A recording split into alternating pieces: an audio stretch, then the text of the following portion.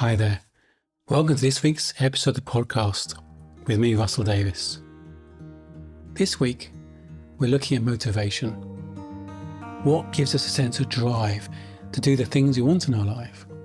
Why are the things we want to achieve or do, we don't seem to get ourselves motivated to do those things?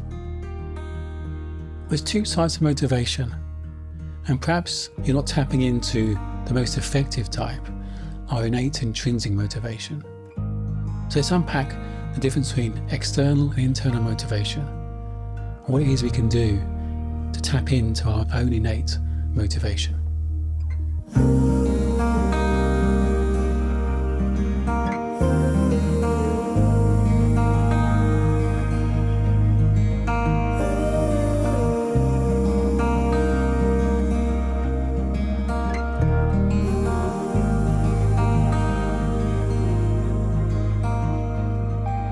When it comes to motivation, there are two forms of motivation. There's extrinsic motivation and intrinsic motivation. Extrinsic motivation is basically carrots and sticks, things from the outside that are used to try and motivate a particular behaviour. Intrinsic motivation comes from within us, it's internal. It's the innate motivation we're born with. The thing is, the understanding of motivation as being extrinsic or intrinsic, and the difference between the two, which I'm going to share some of those over this recording, is one of the most rich areas of social science that's been researched, but one of the most ignored bits of social science. Because we live in a society that is full of extrinsic motivation. In the school system, threats of detention, encouragement of rewards, sticker charts for the younger kids, performance-related pay, sales commission. We are living in a society that so uses extrinsic motivation so much without being aware that it actually doesn't work. It doesn't actually foster motivation for the task. It turns the attention to the reward or the punishment. I'll give you an example. There's a study where kind of preschool nursery group, they walked into the room and the kids were just playing, and they put some paper and crayons down and said, if you want to draw a picture, draw a picture. And they counted how many kids drew a picture.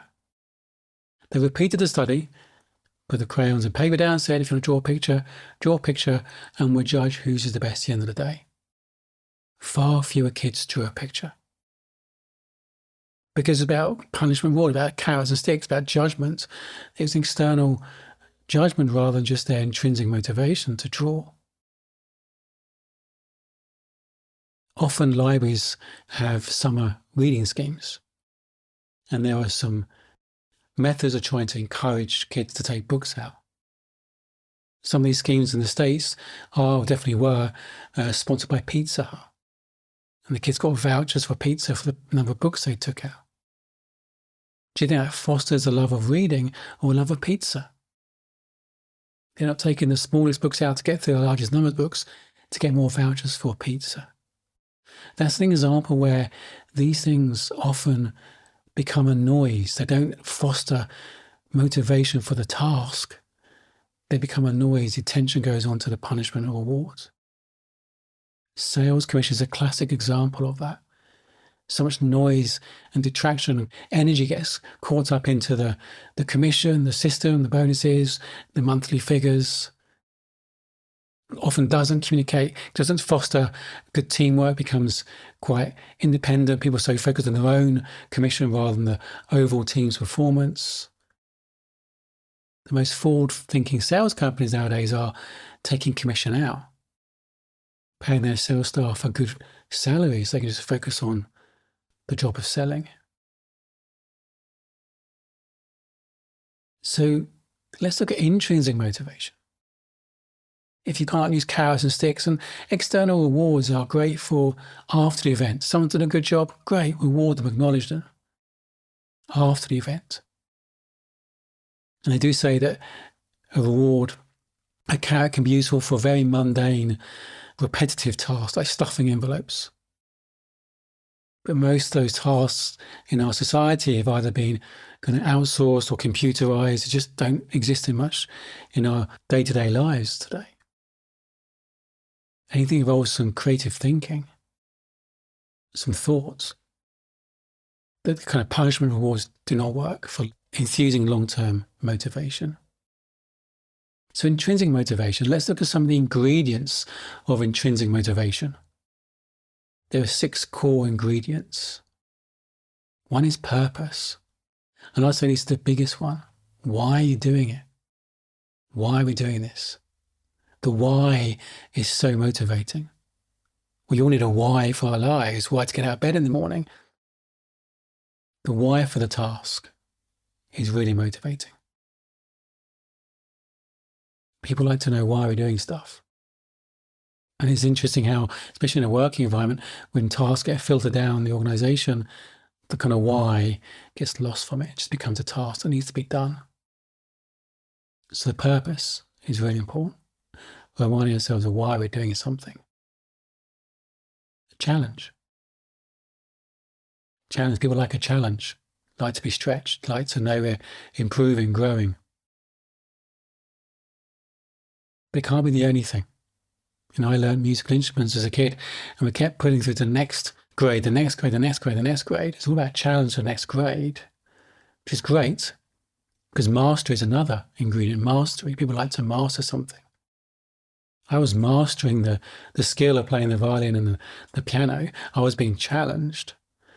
But what was missing was another of these ingredients: novelty, passion, fun, novelty.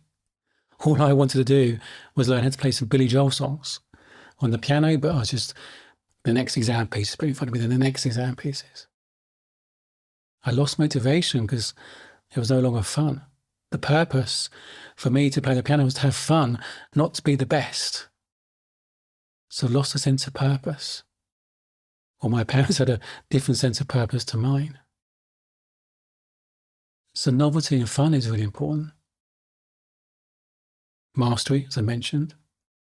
Autonomy. We like to be free spirits. We like to have self-control, to have control of our lives. So autonomy is really important. If you went to the gym and you had a physical trainer who just told you what to do every single time, you had no autonomy about what you did, how you did it, the motivation would probably drop after a while. Because we like to have control, like to choose, like to be empowered. So autonomy is another one. And curiosity. We're curious beings. Look at toddlers. The whole world's unknown to them. They're just curious, pulling things out of cupboards and learning and growing just through curiosity. We're curious beings.